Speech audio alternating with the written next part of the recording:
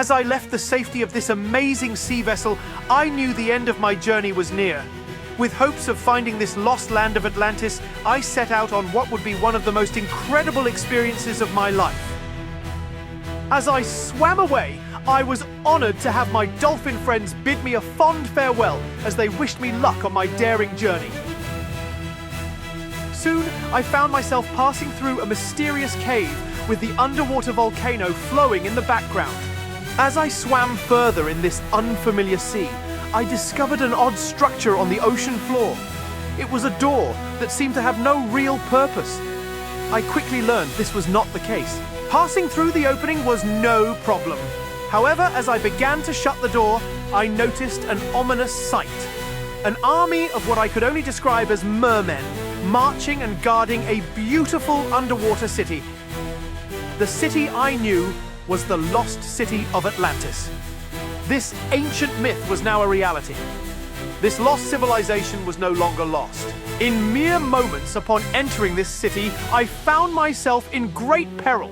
A Mer soldier was approaching fast with a sword in hand. My immediate reaction was to swim and to swim fast. Then suddenly, my nearly perfect memory recalled the potion the submarine captain gave me. Without hesitation, I used the potion on the attacker. Forgetting that the captain had mentioned this potion may have an effect on me, I watched the merman fall into a deep sleep. Watching this large part man, part fish sink to the ocean floor, I found myself in a sea of darkness, and my once brilliantly colored feathers were now white. As the ocean became bright once again, I was no longer alone. Another Mer soldier was floating within wing's length, and to my big surprise, a beautiful mermaid was behind him. She was the most beautiful mermaid I had ever seen. However, being the only mermaid I had ever seen, I didn't have much to compare her to, but she was beautiful. This amazing creature of the sea then reaches out and places her hand upon my beak. Immediately, we are swimming together, passing through this beautiful city she called home, with my feathers once again normal. Entering the center of this ancient land, I had the pleasure of visiting with yet another mermaid. This particular sea human was obviously in charge, but I noticed she seemed very sad. She called herself Ashura, she who walks in the sea. Ashura explained that when Atlantis fell to the sea, it trapped all the mer people in this city, and her husband, Atlanta, ruler of the land, became trapped in the underwater volcano. With no way out except for a special golden necklace. Once this necklace is returned to its rightful place in the city, the volcano will disappear and release her husband. I asked why a necklace held so much importance. This is when she explained the story behind the necklace and her trapped husband. A long time ago, a man named Hephaestus discovered a small island and built a beautiful city with hopes of bringing his wife, Gaia, there to help him rule over this new land. After sending Gaia a special golden necklace forged from the unique metals found on this island, she decided to sail to her new home. Her journey would not end well. The ship encountered a severe tropical cyclone with enormous waves, wind, and lightning. The lightning struck out to all parts of the vessel. The necklace Gaia wore took a tremendous strike from a particular violent bolt of lightning, ripping the jewelry from her body. She watched as the necklace fell to the depths of the ocean. Soon after, the ship and all on board suffered the same fate. The sinking vessel broke in two, never to be seen again. Upon the ship sinking, Atlanta, god of the sea, took it upon himself to inform Hephaestus. Atlanta explained that the storm was not his doing, and he was extremely saddened by the loss of Gaia.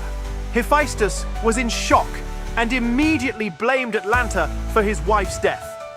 Hephaestus showed no mercy as he summoned all his power to erupt the island volcano. This power not only changed his youthful appearance, but also made him unreasonable and violent. Atlanta begged him to stop this chaos, but Hephaestus would not listen. Instead, he sent Atlanta back to the sea to be engulfed in the volcano and its ruins. Within minutes, the island and its city fell into the ocean, making all the mer people living underwater to swim away and lose all their underwater community. Hephaestus then proclaimed that Atlanta will never be allowed his freedom, unless the precious necklace Gaia wore was found and delivered to the volcano. The god of volcanoes said Atlanta must feel the loss he himself felt, and only the necklace he made out of love and longing would release Atlanta from the volcanic prison. Luckily, earlier in my adventure, I discovered a golden necklace. Could this be the very one needed to rescue her husband? With quick action, I swam with the necklace to where I thought it should be dropped, at the bottom of the volcano. As it dropped, the fiery mountain exploded and then sank. Keeping to its promise, the volcano released Atlanta and then retreated to the bottom of the ocean. With Atlanta released and finally back together with his loved one, I knew it was time for me to leave, with a generous farewell from Ashera and Atlanta and the rest of the mer people. I left knowing I helped save these wonderful sea people and quite possibly be considered a hero. This concludes another practically true adventure of me, Professor Polly. It is with great hope you enjoyed this story as much as I did. Telling it, I mean.